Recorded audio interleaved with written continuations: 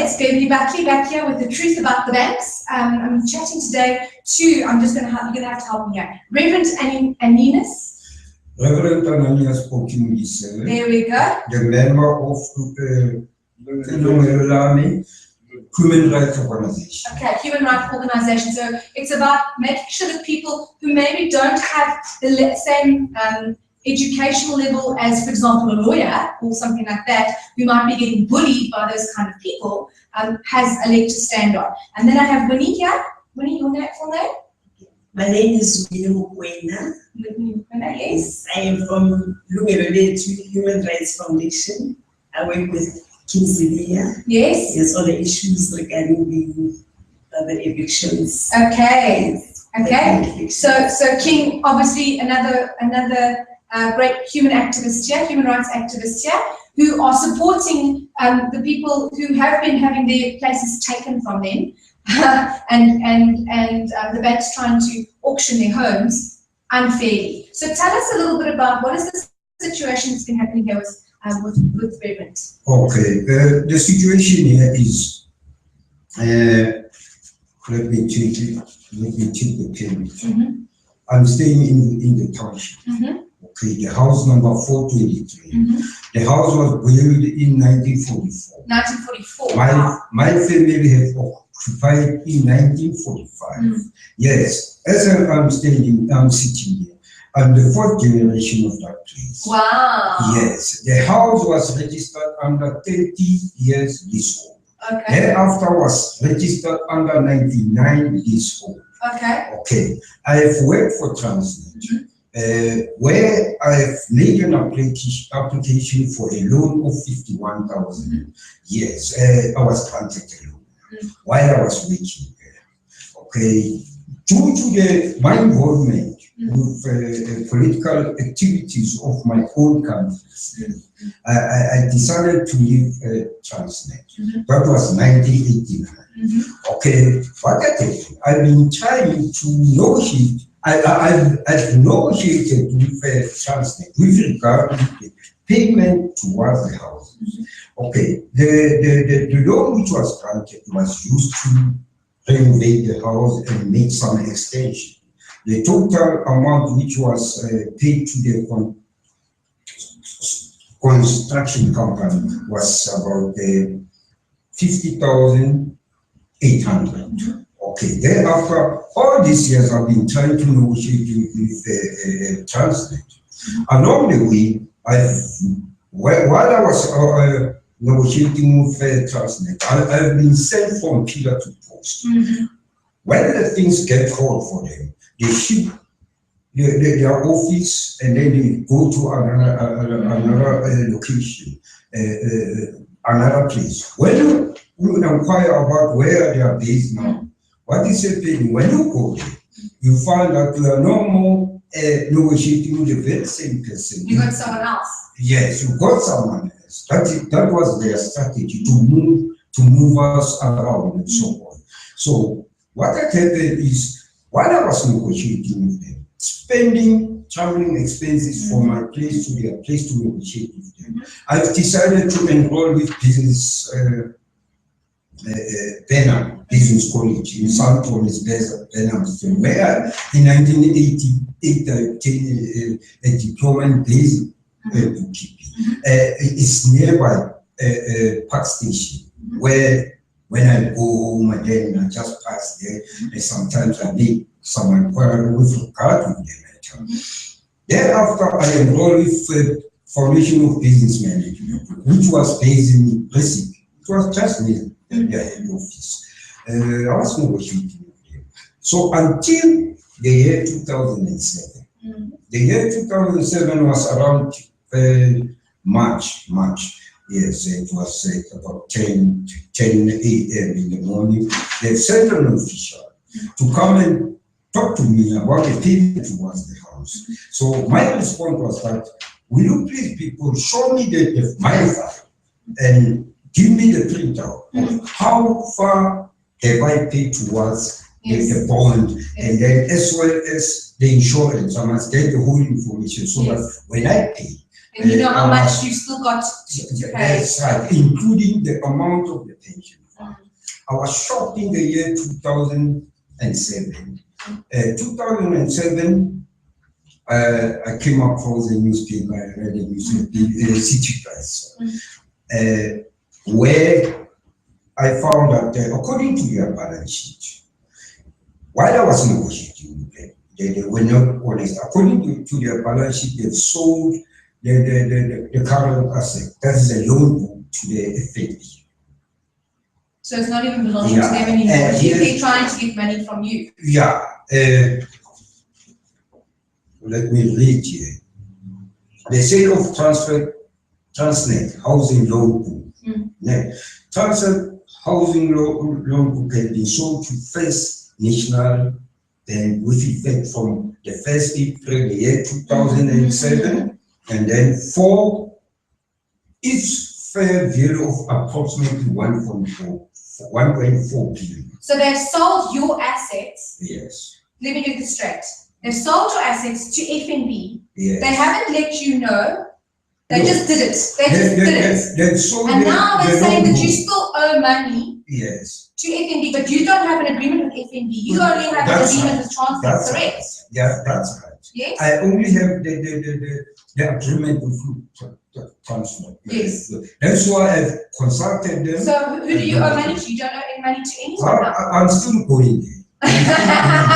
Yeah, but I can already see where this is going. When I inquire about the pension fund, because as it is, the pension fund was supposed to be paid towards the house, including the interest accumulated during the duration of my employment with Transnet. Okay, I found, according to their balance sheet, I found that they sold the pension fund to Metropolitan Pension Fund administrators. The cost of that money. Here is it. The sale of Transnet Pension Fund administrators. The sale agreement has been concluded between Transnet Limited and Fifth Quantum Actuary and Consultant Pty Limited and Metropolitan Retirement Fund Administrator for the sale of the Transnet Pension Fund Administrator business for an amount of 23 million. Wow. I got there to make some inquiry about my pension fund. Nothing was written on the computer. Now I had to come back to the organization, talk with Mr. Sibi and so on about the situation. Since I'm a member of the organization, as we sit here, we are one. Yes.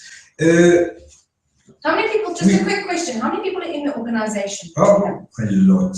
Quite a lot. And a lot of people are having exactly the same kind of situation with the Transnet story and the things being sold. We have a group from Transnet, and then it's different stories. Okay. Yes. That's similar. Okay. It is similar.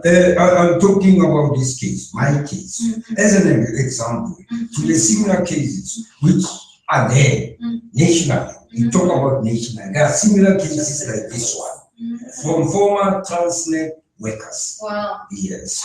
What I can tell But you know, they think they can just get away with it, right? Yes. What I can tell you, we have engaged the former general secretary of the South African Communist Party, as well as the lady.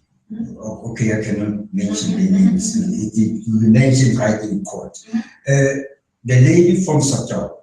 Satao is a unit Of transport. of transport. South African transport. Yeah, the people who are working the other way, they are under that, yes. So they're supposed to be protecting the people that are working, yes? We have gone to countries, I don't know the number, I forget the number, to negotiate with the person who's in charge of housing. Okay, let's wait there because I think we need to make our input. Yeah. Just to give an overview to the case, I think you put your scenario in relation to Transnet matter. I think we should put it very quite clear. Now, but what is disturbing here in relation to this matter? By the way, your name, Beverly. The fact of the matter is, you know, this is very brutal. because this man has worked for Transnet for years. Now, Transnet today, it's a big company, which is a parastatals. We need to be very clear about that. Now, when we talk about parastatals, we are talking about company that's owned by the government. And it's very sad after so many years we work for Transnet, and then in return, the Transnet evict you. Now, what we have done in relation to this, what you have said, is that we have engaged Transnet. And this issue is not only him, it's a big problem. It's a national net. And I think that people are just going to be quiet and sit down and shut up because they don't have the understanding, or they don't know how to get legal stuff going. Some of them have been treated last. Fighting Transnet. We are fighting a losing fight because Transnet is a big fish. It's an elephant. Now, that's why now I take initiative of starting up this classification. Because you've got more than one person. In numbers, you've got power. Now, our approach here is that it's a two-pronged approach. Two-pronged approach I'm talking about now, our system of government in this country. Firstly, we have a parliament that creating laws conducive for our people. And then we have administrative who must implement these things. Now, therefore, that's our approach, because in actual fact, we want to intervene on human rights basis. Because for us, the evictions are going out of hand in South Africa. And evictions cannot be tolerated. And it's not okay. Yeah, because it's your home. So it's our home, And it's been in 4 generations. I mean, goodness me. Yes. How do you think you can take that? Like, it's ridiculous. And the rest of it's a municipality. No, municipality, please. Yes, municipality. It's a municipality issue. We'll come to that. Oh, okay, so there's more to it. Okay, wow, this is getting even better. Down the rabbit hole we go. Now, I was just explaining these processes. Now, you must remember, what is important here? What is different between the old system and the new system? That's very important. Because when you come to democracy, we thought that, things will be better on our side, because we'll be deprived the right to own a property, But we remember, amongst the other things, when we fight the era, there were 2 things that were very important, inter alia, amongst the others. Firstly, we want justice for all. Secondly, we wanted to own the land, because we never own the land. Now, the house that he talks about, it was under those regulations, under the Black Administrative Act of 1984. Now, what the Act says, it says there's a permit here. You can see the these are the states. Here is the permit. Yes. Okay. So a permit, what is that permit for? Yeah, this permit in those days, because we are not owning the property, It was a we are rental renting the property. for 99 years. For 99 years. No, that's actually state. Oh, 60 years. Yeah, that's it was the Yes. then it was I will give you a chance to okay, let's go. You are on the proposal. It's okay, it's okay. It's fine, doesn't matter. Okay. But another But you time. must stop Yes. listening, because we are making it interview. Yes, Yes. yes, We yes. are not talking. Okay. Anyone will have this chance. Yeah. Now, therefore, this permit was under a Black administration. Okay. So now this permit was said to you, there were 3 regulations. Regulation 6, Regulation 7, and Regulation 8. All those regulations were governing the blacks, not the whites, because we couldn't own the land under the Act, Land Act of 1913. So we had to know this. Now, in 1954, there was an arrangement between the people of Soweto, because everything started in Soweto, because these are the Nigerians. In 1954, there was an agreement between the city of Johannesburg by then and the people of Soweto, when Soweto was built in 1954. That people of Soweto are going to rent those houses for 30 years. And after 30 years, they will be given a free transfer. Okay. Yes. Now, Free transfers meaning it will belong to them. it belongs to them. Okay. Yeah. Now, that's why people of National were there were three demands. One of them was we want all this house to be transferred to us because we're already being rented. So we are completely finished. So we are demanding what is expected from us. What's fair for you? What is fair for us. Now, in 1984, from 54 to 84, when we're supposed to get our title deed, and then in 1983, a government now the municipality waived their right to Western Board, which was TPA, Transvaal Provincial Administration. In other words, it means from 30 years, now the TPA come up with a 99 years lease now. So you can only have it after 99? After 29 years, after 129, because it will be 30 years lease, Okay. and also 99 years lease. Now, in total, it will be 129. Yes. Leasing those houses. Yes. Because if you can see here, is Regulation 7. Yes. Now, Regulation 7, what it means the property belongs to government, Yes. not to you. Yes. You see? So now, in 1984 again now, we begin now as people, organize ourselves now to demand our transfer, to say we don't want to pay rent anymore now. We want to our title deed so that we can pay rates and taxes, no longer a rent. Then again, obviously, the boycotts were started. Boycotting paying rent. Now, So people stopped paying rent. paying rent. You know? Then it was a campaign mobilizing our people to say don't pay rent anymore now. You must pay rates and taxes. Now, obviously, it started in Vaal in 1984, the first rent boycott, Vaal massacre, under CATCH, Civic Association of Southern Transvaal, where people bring them together and fight as a civic movement, fight the bread and butter issues. And then in 1985, happens in Pretoria, in Swati, at Mamelodi. It's called Mamelodi Massacre, on the 5th of November 1985, where people also died for rent boycott. Wow. Yes. Then the biggest one happens in Soweto, in 26th of August 1986, where 26 people died on that day. Okay. For rent boycott. Okay. You know. Then after people died in Soweto in 1986, and then a big meeting was called in Orlando Stadium, where the people of Soweto elected now a committee of 10, which is this committee of 10 will be leading the people of Soweto in fighting against injustice. Okay. Now, that committee of 10 was established.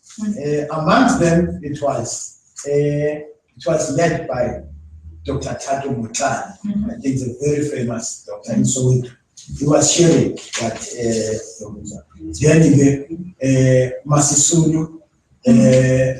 Okay, so I'm just wanting to find out now, because we've got to actually bring this to kind of conclusion with how is this fitting in with what's happening here. So they've obviously got all these things that have happened, right?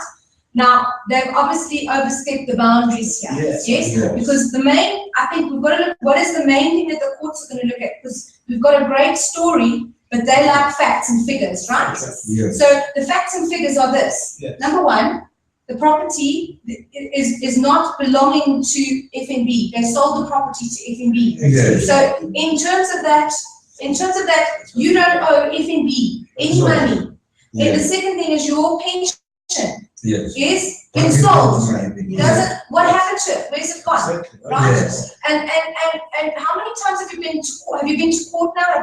Have you actually stated this case yet? What's happening on the legal side of this? How far are you along? Okay, on the legal side of things, you see, because of the financial power of the trust, I've been to LPA in Silverton in Pretoria, okay, with the knowledge of the the office bearer of the organization, LPA, I've been there, public protector, I've been there, and so on. Trying to seek some help. So before that, I've written a letter to the Transnet, stating very clearly that I wanted to see the file because it's there. Yes, so you asked them, and have they gotten back to you? Did they respond? The response was The time we were engaging them with the negotiation with South African Communist Party and South the Union, making some, there was a treaty. Yes. So they just sent you that? Yes, they give us a copy. All these people are from white, apart from other people nationalists. This copy were given to us by the HOD of the Housing Department in Transnet. But now, to my surprise, the top consider FNB Housing Finance. You see, this copy is coming from FNB through Transnet. You get a point. You got it from Transnet. I got witness today. Yes. Now, what I'm asking is one question. Why they are after me? Whereas they still very clear in back in mind that Poki, Mudise, the PAI, okay, I've given them the it says that we cannot find the Transnet pension number BLP 175Q, my ID and all ID. They cannot find the information. It's disappeared. I asked them about the act. And so you've asked them. This is who did you ask here? This is the man. The company where it's been sold to. So it wasn't Transnet when it's now been sold to fund a. No, it's Funders Bank from First National Bank. Okay, so in effect, the pension was sold also to First National Bank. Yeah, of course. Essentially, both of them. The housing and the pension was both sold. But now they're not able to come up with the information for you here. The information. What I wanted was the information, so that I can know how to deal with the situation in hand. So I couldn't get the information because of lack of transparency on the side of the Transnet. Okay, now let's just wrap it up in here. What's happening now with Douglas? What's happening with the actual case now? Where are you at on the case? You'll be able to tell us that. Yes, no, that's easy. Basically, what we have done with all these problems. Firstly, it took us 9 years. I must mention that to get that class. You know why? Because we have been looking for attorneys who are specializing. Okay, so this is the only attorney you've been able to find who specializes in this. Specialized in one thing. So I must be proud of that. That's why I'm saying it took us 9 years to look for that. And there's nobody else like that sure that's doing this. Nobody else. I've been traveling with lawyers. You know, because I'm assisting attorneys. You know, I must tell you what is the problem. 30 years to 40 years down the line, we will have a problem in terms of legal representation. Because our lawyers, they don't have quality preparing arguments in court. I've been caught in numerous occasions. I've appeared before 11 judges. Now, most of the judges are crying about the preparation of the attorneys. It's not up to standard. Yes. And including the Law Society of South Africa is aware of that. Because we have sorry, what are you looking for something? Because it doesn't. Okay. That's why we call this. Okay. Okay. So yes. So basically, you're saying that there's nobody else that's been able to support you, and nobody else has got that kind of quality or the expertise. All the expertise. Okay. So for us, it was more than a joy. Yes. When we made that last show. Okay. To say, because we always believe that the case belongs to us, not to the advocate. Yes. We must gather all the information to make it for the legal representation an easier job to prove in court beyond reasonable doubt that there's a prima facie case or balance of probabilities with respect to success. So now, therefore, that's why I'm saying now for us, when we heard of class action, we are healthy like anybody else because this is always our view and our goal. Do it together. You're trying to do one by one. It's not and it's also costly. And so has Douglas been helping you a bit more on the pro bono side a bit? How is it been working? How do we do that last show? Let me explain this. I think it's very important because we must know our organization. We don't charge people any cent. This job, what we are doing, we are doing a voluntary job. No one pays us, not even the government pays us. Now, what we have done, because due to we don't have financial, we request these people, the same people that are affected, to contribute at least 1,000 rands each person, so that at least we come as a group. Because if then we are about 100, at least there will be 100,000 on the coffers of the Lokuza. That's what our arrangement with that class. Because our people that we are representing, our people who are insolvent, they don't have nothing, you know. And then they're still trying to take more from someone who's got nothing. Exactly. Now, all clients that we have, they are from different layers. Some of them, they've lost their 56,000, 60,000, 100,000, but without any assistance.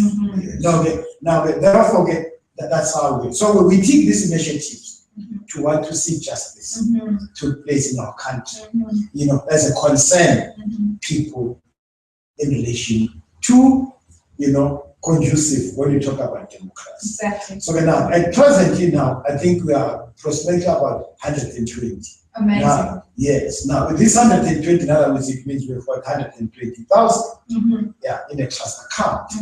So when now this trust account is able so that class and the attorneys can do the good work. And then another question is, have you been to the court yet already with this, or is it planned for next year? Do you have dates when things are going to start moving? Presently now, you see, we need to understand the process of the class action. How do you do the class action? The class action is under what we call it, our constitution allows us to do a class action under section 38C of the Constitution of the Republic of South Africa. So to come as a group, but I must also mention that it will be the first case in South Africa where 4 major banks have been sued in one time. Wow.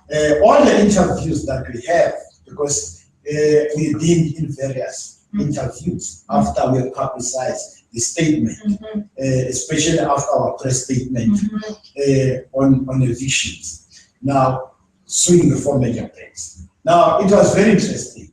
2 important questions that all the interviews, whether it's radio, whether it's SABC, the question was, who are you who can sue 4 major banks in South Africa?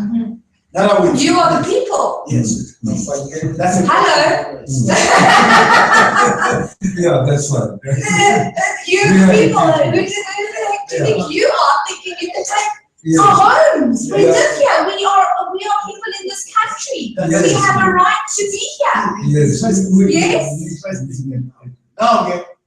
Now, that's the first question. Yes. Because, you know, they call this case as David versus Goliath. You remember how Goliath? Yeah. Well, you got to start his head knee. He fell down. So again, now it's called David versus Goliath because when you sue banks, because I've been approached by many people, some of them even the police told me, do you think that I'm clever now? It's not about clever, it's about seeing the truth. Isn't it? Yeah. And if you've got enough proof of the truth, isn't it? Right. Then there's nothing that can dispute it. If it's there, and if you've kept track of all the dates, all the things that have happened and how it's happened, and all the information that you've got, you've kept your books in order, you've aligned yourself with the right way of doing legal stuff, which is sometimes just saying the banks don't always do that due diligence and that in the right way that they should, that it's fair and reasonable. Yeah. Now it's very interesting now. What is your second question? Sorry, you had 2 questions. What's your second question? Yeah, the first question. We get sidetracked, I know. We'll talk for hours. I know. I'm just trying to make us get the right meat and potatoes here, you know. Now the next question it will be, okay, let's agree that we are suing for major banks in South Africa. But do you have a case against the banks? Of course, like I just looked at it after 3 minutes and I already said to you what your case was, didn't I? So there's no doubting that, right? Well, I need to answer those questions. You see. In a radio station and TV and interviews. So my answer will be very simple. The first question I answered in 3 categories. One question, I'll give you 3 answers. The first answer it will be, if the late president, Nelson Mandela, appeared before the court and then who cannot appear before the court? Because Mandela was the president of the country. While Mandela was the president of the country, but also he was his duty was to defend the constitution And the people. let alone the people, but to protect the constitution, himself and the chief justice. Amongst the other people, those are the key people who must protect the constitution of the Republic of South The Africa. rights, the human rights. Yes, Yeah. if then the president appear in court, because I remember I even made an SMS to Mandela personal to say, I don't think Mandela must go to court and appear in court. You are the president of the country. But Mandela responded to me and said, no, we are wrong. I must go to court. I'm not above the law. So obviously Mandela went to court, you know. Now, my second answer it will be, this country, we have a constitution. This constitution says, everyone is equally before the law. Everyone, I underline. Meaning if you're a bank, or meaning if you're one person, Yeah. you're equal. Yeah. Everyone, yes. Everyone is equal. Is equal. So therefore, for me, in terms of constitution, there is no selectiveness.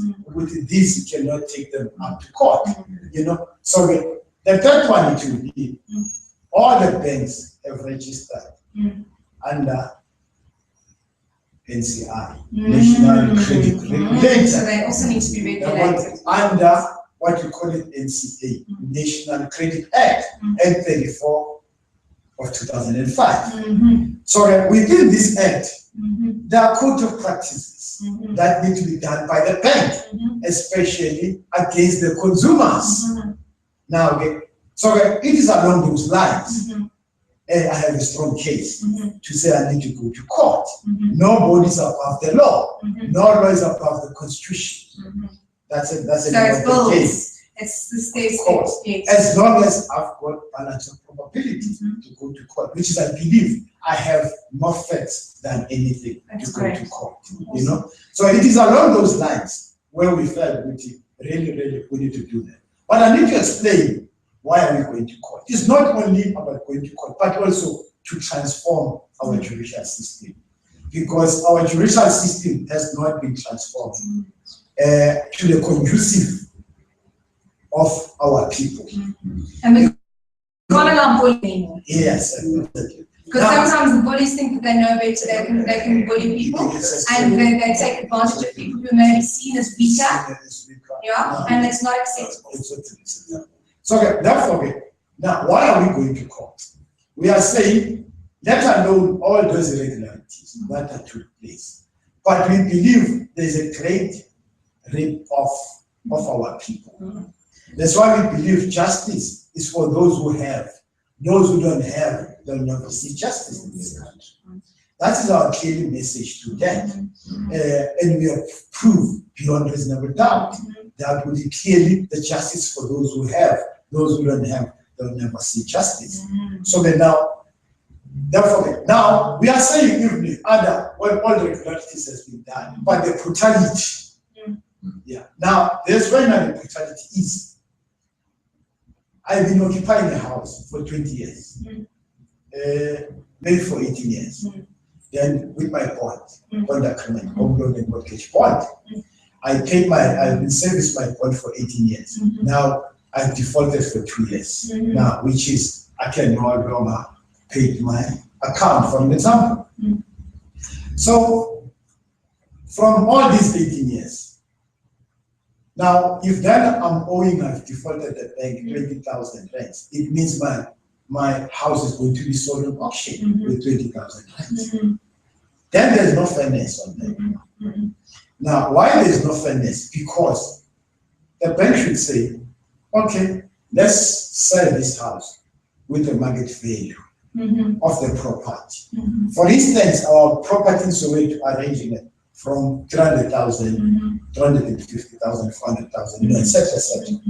Now, if then the property, the market value is 400,000, why the property sold is not sold on 400,000, then the bank can take that 20,000 and then the remaining money goes to the victim. Exactly. So that when I'm evicted, but at least I have something to start on, rather than to have But you nothing. see, that's not necessarily in the bank's best interests. And this is what this is all about. It's about the truth about the banks. It's about the truth about what they're doing to people. And it's about people. And we're all people. And that's essentially what this whole thing is about. And that's, I think, what Douglas is drawing forward as well, is realizing that he's working with people. Yes. We're not robots, we're not cattle, we're not stupid animals, we're people. So the whole thing with all of this is learning about, okay, what are the banks, what are they, who are they, who is this This big fish. being or whatever that we're currently, and how do we stand up and say, Goliath,